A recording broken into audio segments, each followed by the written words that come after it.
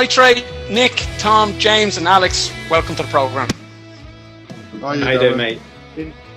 Lads, it's such a thrill for me to have you guys on. You guys have managed to smash it again with the new album, Feel the Heat. And I was lucky enough to get an early listen to it, so genuinely on air now. Thanks for that, really appreciate it. I've been obsessed with it. Nick, last night I listened, as I mentioned, I listened to that last album and this new album back to back. After a melodic rock masterpiece like Renegade, at what point do you say to yourself, right, let's go again, let's see if we can top that? I think we're always trying to write, and we never stop. So it's just a continuous cycle. So at the moment, we're already thinking about the next one. It just never stops. And Tom and James are writing constantly. Alex is writing constantly. I think, it's just a continuous cycle. I think that's the enjoyable bit. I don't know about the rest of you. Yeah, I think with Renegade, that it was also, I don't know, it was the first record that me and my brother came in as well with Nick to do that, and I think it was a bit of fun really, and it was kind of like, oh well, let's see how this creativity starts working with Nick, because we'd never worked in that way before, where Nick was sending over a lot of acoustic ideas or riffs or whatever, and yeah, I must say, like, I felt as though we wanted to beat it when we were doing this record, this, Feel the Heat. And, I think production-wise, we've bettered it. And I just think we've put about the last year into this record, and tried to make no stone unturned with every area,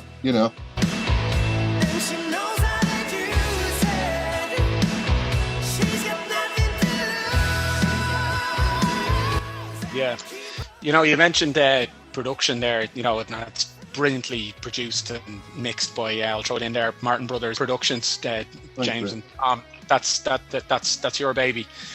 My question to two Martin Brothers is, with the full keys to the kingdom this time on the LP, did you guys look at each other and say, right, let's keep the continuity and the template from the Renegade album, or did you go, right, let's self-indulge and make this new one our own thing? Yeah, probably none of that really. It was just literally, if Nick sent us some ideas or something, we'd kind of do our bit on it, and we kind of didn't have any expectations, or we almost went at it like a bit of fun really, like, oh, what would you hear with the new Karate Kid movie, or it was literally so easy going. There was no stress, pressure, anything. It was we always had a feeling if we could get to be half decent mixers, that we could surpass Renegade, and I think throughout our career, even in our last band and others, we've never been fully fulfilled and happy with production. We've always had pretty good songs, we've thought, but the production's always let it down. So we've just tried for the last few years to study and get better and better. And, hopefully we'll get even better, and that's kind of how we've gone at it with Nitrate. We feel like there's even more to come yet, where, we might be having a different conversation in a couple of years about the next record, when I reviewed the first single a couple of weeks ago, Wild in the City, I said that Nitrate was its own thing. It was contemporary. But the 80s influences are in there. Like we've talked about it a bit, Leopard, Europe, Journey, Bon Jovi, etc. Bob Mitchell, who wrote Cheap Tricks, The Flame, has a credit in here on the last song. Paul Lane, who had a couple of stints with Danger, sang backing vocals on 3 songs, and there's a couple of co-credits as well with Rob Wild in here too. How do you strike the balance of saying, right, we're inspired by the past, but we want to make it sound something like the present, as in keep it fresh? Is that just a production technique, or does that come down, and I'll throw that to Nick and to Alex as well, does that come down to playing, does it come down to songwriting? How do you have it inspired by the past but keep it in the present? I think a lot of that comes down to the keys. I think Tom and James's keys are quite modern. So you've got the 80s influence, but then you've got a quite modern, sort of key sound going on there. I think that gives it that sort of modern element. But yeah, I think we're all influenced heavily by the 80s. I mean, I'm stuck in the 80s. I'll never come out of it. It's funny as well, because I used to think that when Nick was sending some of his ideas through, I used to ring my brother up and say, is he actually mocking the 80s? Like, I couldn't get my head around it. It was almost like, and then I kind of realised with Nick that there is actually something there that's, you just need to fine tune a bit and kind of like, and get into his head a bit. Do you know what I mean? And like, realise that that there is some fun in this, what he's trying to do. And, sometimes me and Tom would be a bit arty in the past, coming up with something that you didn't really need to. And it was almost like, just get to the point, do you know what I mean? And that's kind of where Nick was, just like, cut the bullshit, here's a chorus or here's a title. And it's like, all right, yeah, this sounds like a right good laugh. Yeah, I mean, we'll put some big chomping keyboards down and some rock guitars. And I don't know, we kind of just started thinking, maybe we're onto something here as well together. That's kind of like, that's not. It doesn't sound like it's mocking it anymore. It actually sounds like it's fitting in. Yeah, I think there was probably and the best example of that from last year was, or 2 years ago, Danger Zone, which I just thought was absolutely fantastic. And I was planting that all over Twitter, copying Tom Cruise and stuff on it. There was such a missed opportunity for that song to be in Top Gun Maverick, because that is the perfect example of music inspired by the past, updated for the present, just like the movie. Perfectly, yeah, it would. Alex, I want to touch on the artwork and the videos a little bit. I mean, they're so polished and professional. We can see some, in behind me here. I'm curious, are you told, right, mate, listen, the album is called Feel the Heat, get on it? Or, are you ahead of the game a little bit with the concept? Are you like, here, guys, here's what I'm thinking for the overall vibe, and then they go from that with the music as well? Is it in tandem a little bit? Where's your concepts come from? Yeah, it's all in tandem, I guess, because me and Nick, I mean, I came in at the tail end of Renegade, into the band and into the fold, and really it basically originated from me and Nick getting on so well, and we're big sci-fi fans as well. I think I should probably lay the ground with that. Like, me and him, we really geek out, like a lot. So there was always mutual ground there on concept of artwork and stuff like that. And we're big 80s fans, we're big sci-fi fans, we love all of that stuff, and we basically just sort of came up concept-wise. It just goes back and forwards. He will come to me and go, yeah, new album's called Feel the Heat. I know you'll do something good. Off you go with it. Design me an album cover. And I'll go, okay. And I might go back to him with one, and I go, what do you think? And he go, yeah, it's all right. It's a bit dark. And I go, okay, right, let's mess around with that a bit more. Exactly the same as almost what he does with Tom and James, but just with artwork. And because we do, I think, I'm not wrong in saying this, am I, Nick, that we do feel it's very important to get the look of it right, because it's what you're presenting, especially with social media and content nowadays. It is what you're presenting the band as and what you present it out to the world. So, and the music was so polished this time. I have to hold my hand up to Tom and James, who just did a fantastic. I remember hearing the demos just going, this is just going to blow everybody's socks off. Right. And then me thinking, oh, great, I've got to match that with the artwork. I've got it. And I'm constantly trying to step up the game with the videos and with everything. I mean, the videos were a challenge. Alex is is abroad, and we're all here. So the only really way to do that was green screen. And then it was like, right, I'd never done green screen production before with the video or editing. And Nick was just like, you'll do it. And I'm just like, all right, maybe. So that's it really. And then we kind of knock back and forwards with ideas, and some things don't work and they hit the cutting room floor, and then we go back and try something else. And he's always trying to push me a bit better, which can be frustrating at times. But he's patient, which is great. And like the guys said about the production side of things, it was easy because we get on so well. It's been one of the easiest bands I've ever had the pleasure to work in, just from that side of things.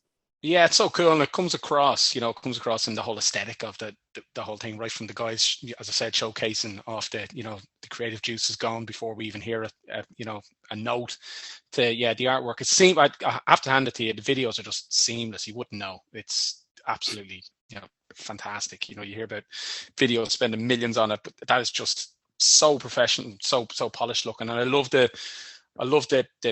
whole theme of the Feel the Heat. The last album had that kind of purple kind of vibe going on, whereas this time it's Feel the Heat. As soon as you read the title of the album, you're feeling that from the color scheme and stuff that you put into it. I love all that, so it's well done. Really, really, really impressive. I mean, it is generally thought about, you know what I mean? Like these things, I like to say, they don't happen by accident. Me and Nick talk, and we do video call like this after video call, going, what do you think of this? What do you think of that? Even down to like, okay, well, this is a brand, and we wanted every album to have a brand. Like you say, Renegade was those colors. Great. That's brilliant. And whatever we do for Renegade, and, when we re-released it recently, and, we put up a load of merch, that goes with those colors, that goes with those titles, that goes with that look.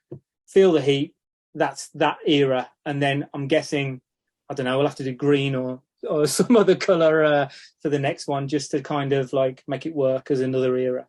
Yeah, and that's the cool thing. It's kind of its own thing, as you say, but it still fits in with the brand. Like as I said, I've got both of them up on the wall, and it's Feel the Heat is its own thing, but you can still see that it's that branding, it's that theatrical, it's the same thing. It's really, really good. Tom, you and Richard are, on guitars. Wild in the City just blew me away, when that opening guitar on that. I'm curious, who's playing what and where, or how do you even decide that? Normally I'll do all the rhythm guitars and all the cleany, the jangly stuff. We call it like the fairy dust, and all that kind of stuff. I'll normally do all that kind of thing, and then when it comes to the solo, I'm not really an amazing lead guitar player, so I really have to think about it. And I'll say to Rich, because do you want to do this one? Do you want to do that one? I've got an idea for this one. So I think it was maybe half and half. I want to talk about some of my favourite songs on the album, if I can. I'm going to start with Satellite. There's this futuristic sound throughout it, but my favourite part is just before the first chorus. And there's nothing I won't do. And then it just hits this sound effect. And I was like, hell yeah, that's a bit of me.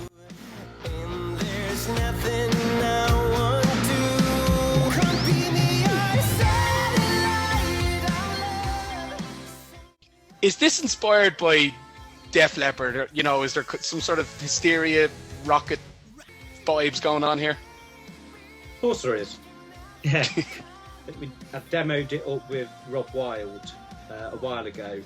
It needs all those special effects, doesn't it? All those sound effects and things like that. They're so good. So that's over to Tom and James.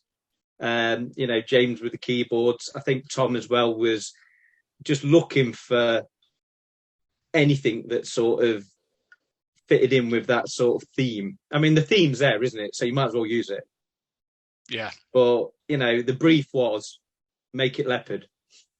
Yeah. So Tom and James, that one is for. Oh, yeah. Just got out the old synths and then looked at space sound effects, UFOs, anything that just sounded like it'd be fun to put in. And that was painstaking work, was that. Being honest, it was just going through all the banks of sounds and just trying them out. And it was, I think even there was somewhere like, oh, that sounds really cool, but I was never completely happy. But I thought, right, that's sitting nicely. And it was like with anything with music and anything, it's just trying stuff, Right, couple more I want to touch on. Yeah. All the right moves. I mean, Jesus Christ, where do we start? Nick, didn't you tell me you wrote this in 10 minutes after looking at a Tom Cruise DVD on your shelf? Yep. What had happened was, I think I'd been talking to Tom and James, and we agreed to start, writing songs again together. So I sat down and I thought, we need something to fill that Big City Lights gap. But Yeah, it was the first song that we did for this album, and I just swiveled round and looked at the DVDs, saw the title, swiveled back, penned the lyrics, melody, sent it over to Tom and James. And I think I was on holiday, and James sent me a demo with Issa singing it, and it was quite rough. It just keyboards and her singing it, and I was like, wow, I love that. Yeah, look, you mentioned Big City Lights. You kind of preempted something I was going to ask you, because you mentioned Big City Lights on the last album. That was the first song I heard of you guys, and I just fell in love with it from the moment I heard it. The question I have is, you know, Big City Lights on that album had this female-led narrative and lyrically, and in this song, it's almost like a sort of a spiritual successor to Big City Lights. The way, as a you know, as a consumer, the way I'm hearing it. Yeah. Is this in the same universe? Is this a continued story? Is this concept Definitely. kind of territory? Is it? Definitely, yeah. Love that. Yeah. That's brilliant.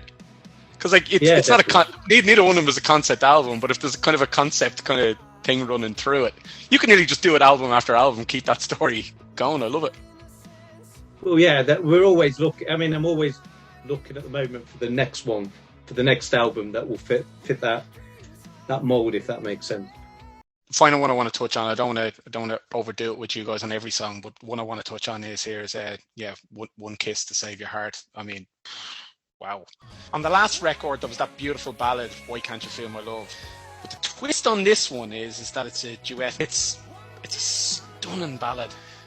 My question is, why did you guys feel this was a duet, and why was Alex not singing it on his own necessary? Well, this one is Tom and James's song. They wrote that. I think I talked to Tom and James about getting Issa on one of the songs for a while. Yeah, I think that when Issa sang it first of all, it really did sound brilliant, and it almost felt like, well, it'd be a shame to lose her voice off this song. So I remember, I mean, we talked to Nick every day, and I always remember him saying about a duet. I said, you know, we said this could be the one, you know what I mean? So yeah, I remember at the time I thought, this is a good one, this, you know, writing it, etc.